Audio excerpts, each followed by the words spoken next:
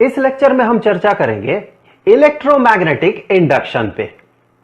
यह electromagnetic induction होता क्या है, इसे पूरी तरह से समझने के लिए हम 3 लॉ पढ़ेंगे।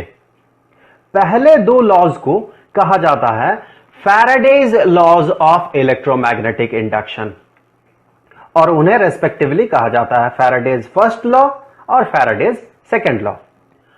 और जो तीसरा लॉ होता है वो होता है लेंज रूल। हम उसे इलेक्ट्रोमैग्नेटिक इंडक्शन का तीसरा लॉ क्यों कह सकते हैं, इस पे हम लेंज रूल पढ़ते हुए चर्चा करेंगे। तो सबसे पहले फैराडे का पहला लॉ, यह हमें यह बताता है कि अगर कहीं कोई सर्किट रहा और उस सर्किट के सरफेस के साथ एसोसिएटेड मैग्नेटिक फ्लक्स अगर ये चेंज होता है, ध्यान दें, अगर ये चेंज होता है तो उस सर्किट में क्रिएट होगा एक इंड्यूस्ड ईएमएफ और उस इंड्यूस्ड ईएमएफ के कारण उस सर्किट में एक इंड्यूस्ड इलेक्ट्रिक करंट भी फ्लो करेगा। तो हम फर्स्ट लॉ के साथ इलेक्ट्रोमैग्नेटिक इंडक्शन इस नाम को कुछ इस तरह से जोड़ सकते हैं कि मैग्नेटिक फ्लक्स अगर चेंज होता है तो एक सर्किट में इलेक्ट्रोमोटिव फोर्स दिखाई देता है और वो इलेक्ट्रोमोटिव फोर्स या फिर इलेक्ट्रिक करंट ये इंड्यूस्ड नेचर का होता है। चलिए इसे समझ लेते हैं। तो इसके लिए देखें, एक सर्किट, ये क्लोज्ड सर्किट है। इस सर्किट के साथ एसोसिएटेड मैग्नेटिक फ्लक्स को हम चेंज करेंगे। तो मैग्नेटिक फ्लक्स को चेंज करने से पहले हमें यहां क्रिएट करना होगा एक मैग्नेटिक फ्लक्स। तो मैग्नेटिक फ्लक्स एक सरफेस में होने के लिए उस रीजन में मैग्नेटिक फील्ड होना जरूरी है। तो चलिए मैग्नेटिक फील्ड क्रिएट करते हैं। यहां कैसे, इसके सामने एक मैग्नेट रखते हैं। तो इस मैग्नेट से निकला हुआ मैग्नेटिक फील्ड लाइंस इस सरफेस को क्रॉस करेगा और इस सरफेस में क्रिएट होगा मैग्नेटिक फ्लक्स।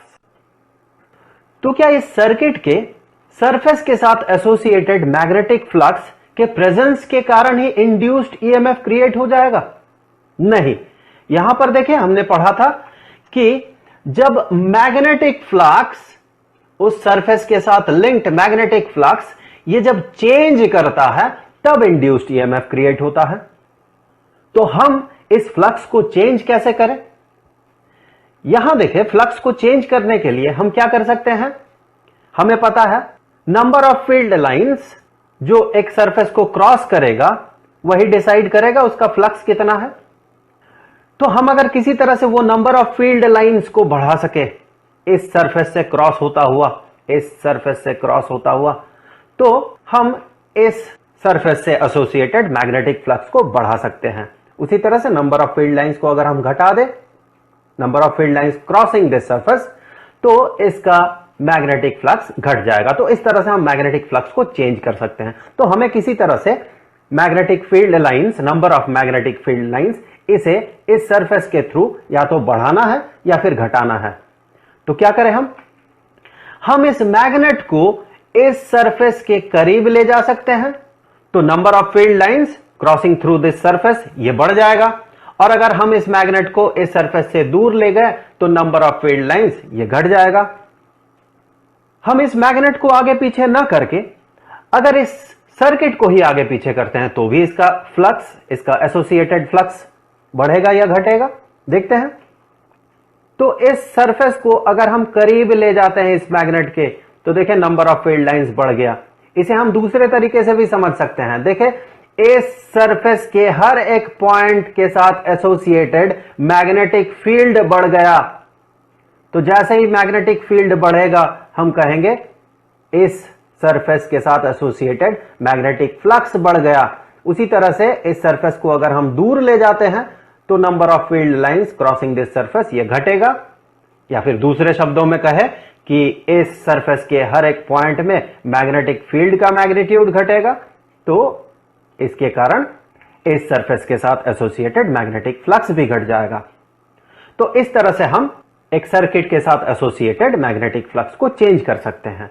एक और तरीका है कि अगर हम इस सर्किट को इस एक्सिस में कुछ इस डायरेक्शन में रोटेट कर दे, तो अगर हम इसे रोटेट करेंगे तो इस सरफेस वेक्टर का डायरेक्शन चेंज होगा, और चूंकि मैग्नेटिक फ्लक्स होता है मैग्नेटिक फील्ड और सरफेस वेक्टर का डॉट प्रोडक्ट, तो वो डॉट प्रोडक्ट भी चेंज हो जाएगा। तो इस तरह से हम एक सर्किट के साथ एसोसिएटेड मैग्नेटिक फ्लक्स को चेंज कर सकते हैं। और जैसे ही हम इसके साथ एसोसिएटेड मैग्नेटिक फ्लक्स को चेंज करेंगे तो इस सर्किट में क्रिएट होगा एक इंड्यूस्ड ईएमएफ, जिसके कारण इस सर्किट में फ्लो होगा करंट का। तो इस सर्किट में हो सकता है कुछ इस डायरेक्शन में करंट का फ्लो हो, या फिर करंट का फ्लो इस डायरेक्शन में हो। ये जो डायरेक्शन है इसे हम समझ पाएंगे आगे के लॉज में। तो फिर ये जो इंड्यूस्ड ईएमएफ क्रिएट होता है, इस इंड्यूस्ड ईएमएफ का मैग्नीट्यूड कितना होगा, इसे हम कैसे पता लगाएं? तो इसे समझने के लिए इंड्यूस्ड ईएमएफ के मैग्नीट्यूड बताने के लिए है Faraday's second law of electromagnetic induction. Second law of electromagnetic induction यह बताता है कि इंड्यूस्ड ईएमएफ का जो मैग्नीट्यूड है वो डायरेक्टली प्रोपोर्शनल होता है time rate change of magnetic flux.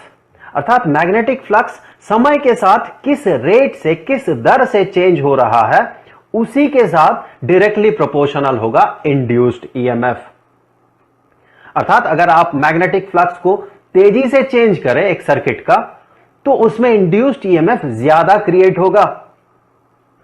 So induced EMF, चलिए इसे हम ई से डिनोट कर लेते हैं, ये प्रोपोर्शनल होगा time rate change of magnetic flux. अर्थात मैग्नेटिक फ्लक्स समय के साथ किस रेट से चेंज हो रहा है, तो इसे हम d phi B d t कहेंगे।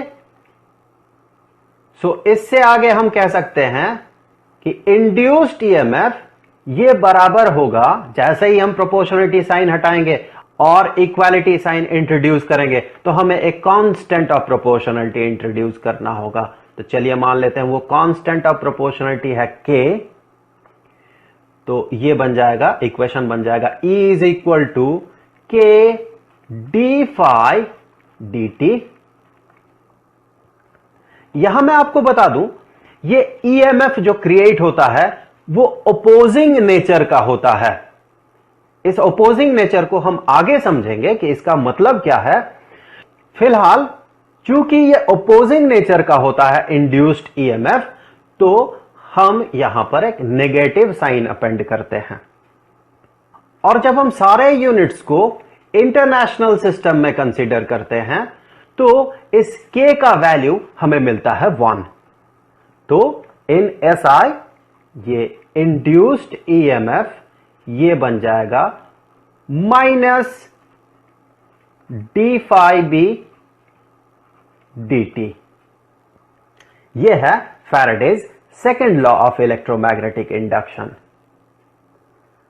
तो यह तो था इंड्यूस्ड ईएमएफ का मैग्नीट्यूड हम कैसे पता लगाएंगे, और इससे आगे हम इस सर्किट के रेजिस्टेंस से यह पता लगा सकते हैं कि इंड्यूस्ड करंट कितना क्रिएट होगा। लेकिन उस इंड्यूस्ड ईएमएफ का और उस इंड्यूस्ड करंट का डायरेक्शन क्या होगा, उसका तो दो डायरेक्शन पॉसिबल है, एक तो इस डायरेक्शन में और दूसरा इस डायरेक्शन में। उसके डायरेक्शन को समझने के लिए हमारे पास होता है लेंज रूल। लेंज रूल हमें यह बताता है कि किसी भी सर्किट में इंड्यूस्ड ईएमएफ या इंड्यूस्ड करंट कुछ ऐसा होता है जो कि उस मैग्नेटिक फ्लक्स के चेंज को अपोज करता है। यहां पर देखें, अगर हम इस मैग्नेट को इस सर्किट के करीब ले जाएं या फिर इस सर्किट को मैग्नेट के करीब ले आए इस सिचुएशन में, तो देखिए नॉर्थ पोल जो है ये इस सर्किट के करीब आ रहा है। इसमें इंड्यूस्ड ईएमएफ कुछ ऐसा क्रिएट होगा कि ये उस नॉर्थ पोल के करीब आने को, अर्थात उस कॉज को, जो कॉज उस इलेक्ट्रोमैग्नेटिक इंडक्शन को क्रिएट कर रहा है, उस कॉज को अपोज करेगा। तो उस कॉज को वो कैसे अपोज कर सकता है, इस मैग्नेट को करीब आने से कैसे रोक सकता है, कि इसमें करंट कुछ ऐसा क्रिएट हो जाए कि उसके इस फेस में बन जाए नॉर्थ पोल और इस फेस में बन जाए साउथ पोल। तो जैसे ही इस नॉर्थ पोल के सामने वाला फेस नॉर्थ पोल बन जाएगा, तो नॉर्थ पोल और नॉर्थ पोल में रिपल्शन होगा और इसका करीब आना अपोज्ड होगा। सो इस सर्किट में करंट को कैसा फ्लो होना है, इस सर्किट में करंट को कुछ ऐसा फ्लो होना है कि इस मैग्नेट के पॉइंट ऑफ व्यू से देखें तो करंट इस सर्किट में एंटी क्लॉकवाइज फ्लो हो। उसी तरह से हम कह सकते हैं कि अगर हम इस मैग्नेट को दूर ले जाएं इस सर्किट से, या फिर कहें इस सर्किट को हम दूर ले जाएं, तो देखें नॉर्थ पोल का दूर जाना इस सर्किट के ईएमएफ का कारण होगा। तो उसमें इंड्यूस्ड ईएमएफ कुछ ऐसा क्रिएट होगा कि वो इस नॉर्थ पोल को दूर जाने से रोकेगा। अर्थात अब क्या होगा, अब इसके मैग्नेट के सामने वाले फेस में बनेगा साउथ पोल और उसके अपोजिट फेस में बनेगा नॉर्थ पोल। तो करंट को कैसा फ्लो होना है, इस केस में करंट मैग्नेट के पॉइंट ऑफ व्यू से देखें तो वो क्लॉकवाइज डायरेक्शन में फ्लो करेगा। तो ये है लेंज रूल, जो कि हमें यह बताता है कि इंड्यूस्ड ईएमएफ या इंड्यूस्ड करंट का डायरेक्शन क्या होगा। एक बार तीनों लॉज को रिवाइज कर लेते हैं। देखिए, पहला लॉ जो है यह हमें बताता है कि अगर हम फ्लक्स को चेंज करते हैं, मैग्नेटिक फ्लक्स को एक सर्किट के साथ एसोसिएटेड, तो उसमें करंट क्रिएट होगा। अर्थात यह बता रहा है कि इलेक्ट्रोमैग्नेटिक इंडक्शन कब दिखेगा। दूसरा रूल हमें यह बताता है कि इलेक्ट्रोमैग्नेटिक इंडक्शन जो क्रिएटेड हो रहा है इसका मैग्नीट्यूड कितना होगा। और लेंज रूल, जिसे हम इलेक्ट्रोमैग्नेटिक इंडक्शन का थर्ड लॉ भी कह सकते हैं, यह हमें बताता है कि उस इंड्यूस्ड ईएमएफ का डायरेक्शन क्या होगा।